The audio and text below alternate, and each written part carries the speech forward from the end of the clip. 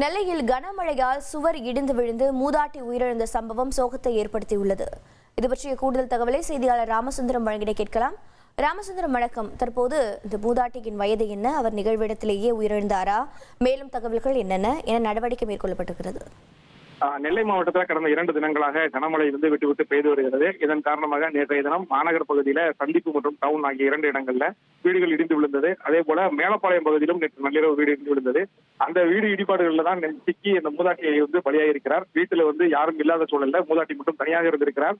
மூதாட்டி மாரத்தியம்மாள் என்பவர் வீட்டுல படுத்து தூங்கி கொண்டிருந்த போது மழையின் காரணமாக வீட்டில் இருந்த மதில் சுவர் இடிந்து விழுந்து வீட்டின் பீரோ மீது விழுந்திருக்கிறது. பீரோ பாட்டியின் மீது விழுந்து சம்பவ இடத்திலேயே உயிரிழந்திருக்கிறார். சம்பவம் குறித்து தற்போது மேலப்பாளையம் போலீசார் வழக்கு பதிவு செய்து விசாரணை மேற்கொண்டு வருகிறார்கள். இந்த சம்பவத்தால அப்பகுதியில் சோகம் நிலவி வருகிறது. தொடர்ந்து அந்த மூதாட்டியின் உடலுக்கு அஞ்சலி செலுத்துவதற்கான நிகழ்வுகளையும் அவர்கள் உறவினர்கள் மேற்கொண்டிருக்கிறார்கள். இந்த வீடு இடிபாடுகள் நடைபெற்ற இடத்துல வருவாய்த்துறை அதிகாரிகளும் ஆய்வு மேற்கொண்டிருக்கிறார்கள். தகவல்களுக்கு நன்றி ராமசுந்தரம். இனி செல்லும் இடமெல்லாம் செய்தி. தந்தை டிவியின் வாட்ஸ்அப் சேனலை ஃபாலோ பண்ணினா செல்ல இருக்கும் இடமெல்லாம் செய்தி.